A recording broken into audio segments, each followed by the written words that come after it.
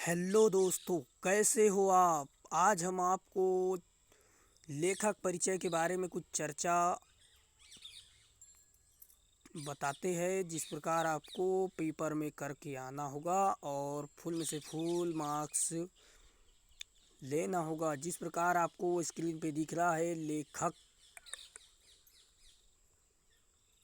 जिस प्रकार आपको दिख रहा है लेखक परिचय प्रेमचंद्र जी का, श्यामा चरण दुबे जी का, इसके बाद में हरिशंकर परसाई का। तो इस प्रकार आपको पेपर में भी आपको देखने को इनमें से एक ना एक तो मिलेगा ही।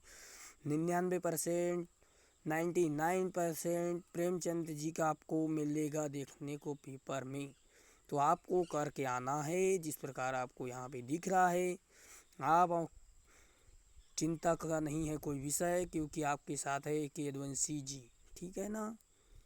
तो नाम लेखक का जरूर याद रखें, उनके साथ में जन्म, मृत्यु और रचनाएं और भावात्मक शैली, वर्णात्मक शैली, इस प्रकार शैलियों को भी एक दो याद रखिए और उनमें यादी लगाकर किया जा सकता है सफलतापूर्वक पेपर।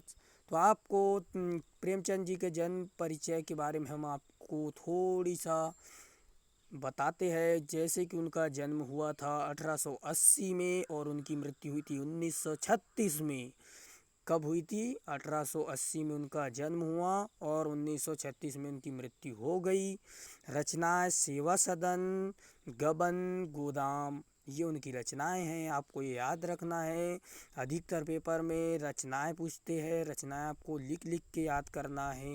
हिंदी विषय है, इसमें नंबर कटने के बहुत अधिक चांस होते हैं। इसके बाद में भाषागत, शैलीगत, ये मतलब में आपको समझ नहीं आता है तो आप इनको सीधे भी याद रख सकते हैं। इनको आप याद रख सकते हैं कि मतलब में, चलो आगे देखते हैं, याद आएगा तो बता दूंगा। सरल व सहज भाषा का प्रयोग किया गया है, जो ये आपको लिखना है भाषागत शैली में। और बड़ी बड़ी बात हेतु सरल शब्द का प्रयोग, आपको इतना घुमा के नहीं, जितनी भी प्रेमचंद्र जी ने बातें लिखी या कही उन्हें सरल भाषा में कही गई है।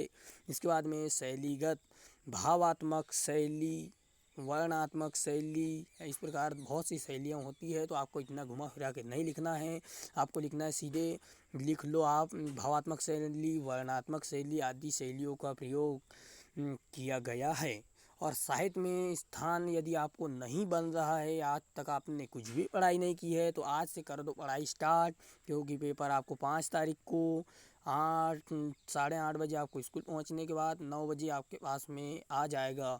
तो उपन्यास निविदा में सम्राट की उपाधि से सम्मिलित हुए थे।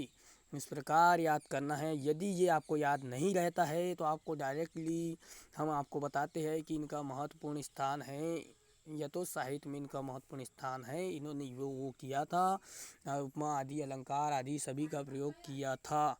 इस प्रकार आपको करना है। इसके बाद में हम आपको श्यामा चरण दुबे का बता रहे हैं।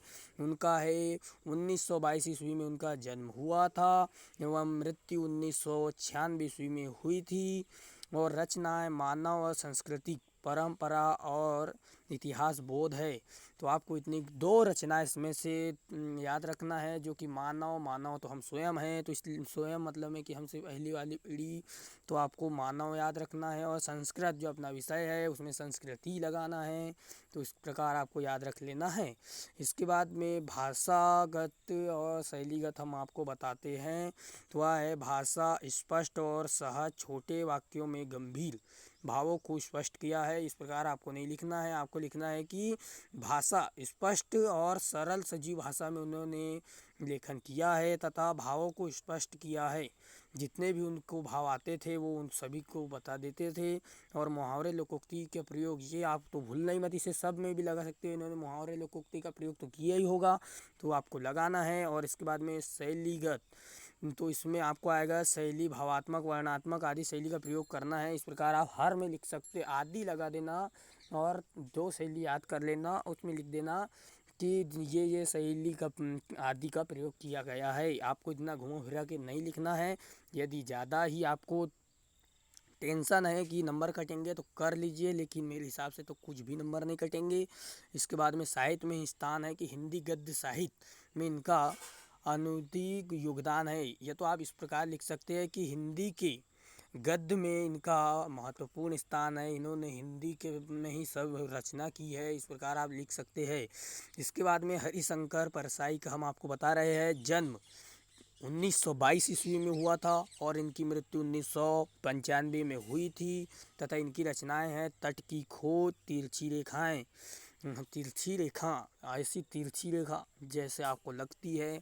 इसके बाद में भाषागत शैलीगत साहित्य में स्थान तो है। भाषागत में हम आपको बताते हैं, भाषागत व्यंग प्रधान है, भाषागत में इनका व्यंग प्रधान है, प्रधान और समान बोलचाल की भाषा का भी प्रयोग किया गया है। भाषा की मारक क्षमता अनुपम है, मुहावरे लोकोक्तियों का प्रयोग किया गया है। आपको सीधे ऐसा लिखना है सामान्य भाषा तथा बोलचाल, इस प्रकार भी नहीं लिखना आपको। बोलचाल की भाषा में इन्होंने रचना की है तथा मुहावरे लोकोक्ति अलंकार आदि का प्रयोग किया गया है।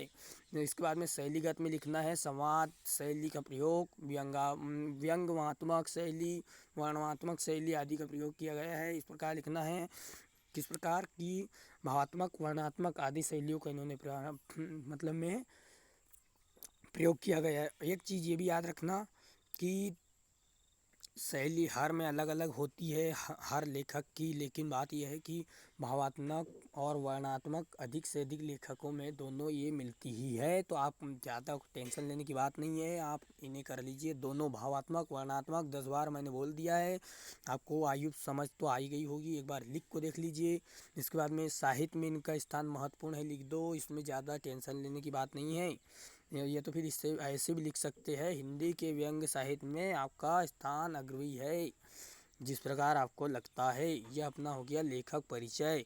यदि आपको समझ आया होगा तो कमेंट बॉक्स में बताएं, ठीक है ना। और इसके बाद में हम नीचे देख लेते हैं रचनाएं। तो प्रत्येक लेखक की रचनाएं याद करवाई जाएं छात्रों के माध्यम से, मतलब ये आपके टीचरों ने आपको बताया होगा, ठीक है। तो हम आपको कल मिलते हैं काव्यखंड के साथ।